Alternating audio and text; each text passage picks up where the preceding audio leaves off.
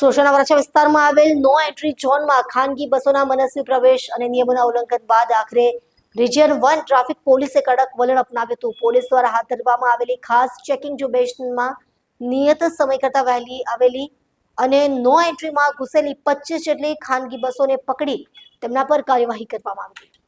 Traffic police અધિકારી પાસેથી મળતી માહિતી મુજબ વરાછા વિસ્તારમાં નિર્ધારિત સમય પહેલા જ મોટી સંખ્યામાં ખાનગી બસો પ્રવેશી જતી હતી, જેના કારણે સવારે વહેલા ટ્રાફિક જામની ગંભીર સમસ્યા ઊભી થતી હતી. લાંબા સમયથી સ્થાનિક લોકો અને અન્ય વાહન ચાલકો તરફથી મળી રહેલી ફરિયાદોના પગલે રિજિયન 1 ટ્રાફિક પોલીસ ટીમે સક્રિય થઈને આ ઝુંબેશ હાથ ધરી છે.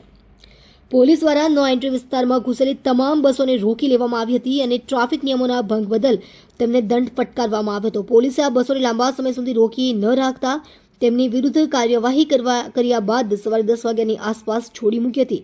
આ સમગ્ર કાર્યવાહી દરમિયાન પોલીસે ચોક્કસ નિયમોનું ઉલ્લંઘન કરનાર દરેક બસ સામે કડક વલણ અપનાવ્યું હતું.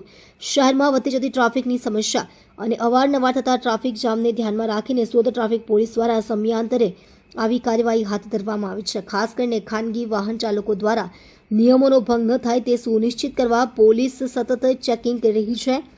આ કાર્યવાહીથી વરાછા વિસ્તારના સ્થાનિક રહીશો અને અન્ય વાહન ચાલકોએ રાહત અનુભવી હતી અને ટ્રાફિક પોલીસની આ સજાગતાને સરાહનીય ગણાવી હતી.